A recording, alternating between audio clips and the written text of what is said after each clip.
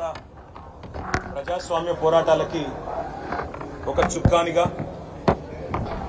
ఒక దిక్సూచిగా భావించే మహానుభావుడు, భారతదేశ స్వాతంత్ర్య ఉద్యమానికి నాయకత్వం వహించి సత్యాగ్రహం ద్వారా జాతిని మేల్కొల్పిన మహనీయుడు, తరతరాలకు స్ఫూర్తినిస్తూ ఒక భారతదేశమే కాదు ఇవాళ నెల్సన్ మండేలా లాంటి జాతి వివక్షకు వ్యతిరేకంగా పోరాడిన మరొక గాంధీ లాంటి నాయకుడికి స్ఫూర్తినిచ్చిన, అమెరికాలో మార్టిన్ లూథర్ కింగ్ లాంటి మహానుభావుడికి వర్ణ వివక్షకు వ్యతిరేకంగా పోరాడిన మార్టిన్ లూథర్ కింగ్కి స్ఫూర్తినిచ్చిన, ఇవాళ ప్రపంచవ్యాప్తంగా విశ్వగురుగా కీర్తించబడే ఒకే ఒక్క భారతీయుడు మహాత్మా గాంధీ గారు. వారి 155వ జయంతి సందర్భంగా వారు చెప్పిన ఒక మాట మాత్రం నేను ఇవాళ ఇక్కడున్న రాష్ట్ర ప్రభుత్వానికి, పైన ఉన్న కేంద్ర ప్రభుత్వానికి కూడా గుర్తు చేయదలుచుకున్నాను. ఏ సమాజం యొక్క, ఏ ప్రభుత్వం యొక్క, ఏ వ్యవస్థ యొక్క గొప్పతనమైనా ఎప్పుడు తెలుస్తుందట అంటే ఇది మహాత్మా గాంధీ చెప్పిన మాట.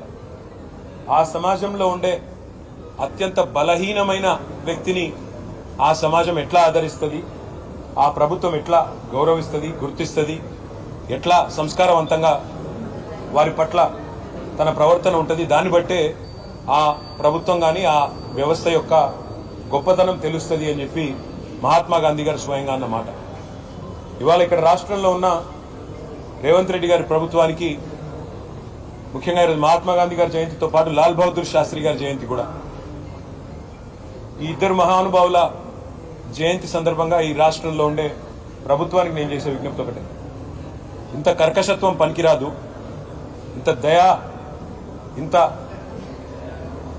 అమానవీయమైన వైఖరి ఏదైతే మీరు అవలంబిస్తా ఉన్నారో ఈ రాష్ట్రంలోని పేదల పట్ల, దీని మీద పునరాలోచించుకోండి. ఎందుకంటే మాకు బాధ కలుగుతా ఉంది, రాష్ట్రంలోని పేద ప్రజలు బాధపడతా ఉన్నారు.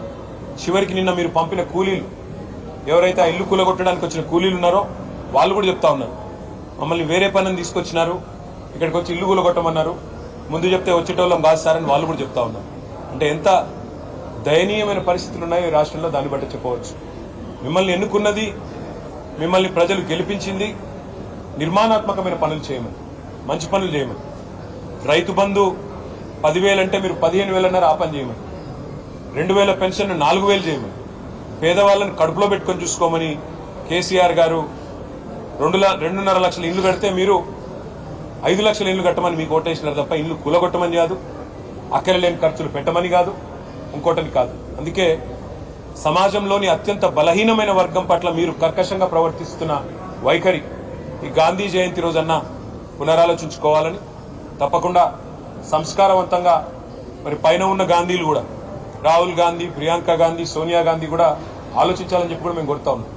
ఇంత ఒక డిపిఆర్ లేకుండా, డీటెయిల్డ్ ప్రాజెక్ట్ రిపోర్ట్ లేదు, ఖర్చు ఎంత అవుతుందో ఈ ప్రభుత్వంలో ఒక్క సన్నాసికి తెలియదు.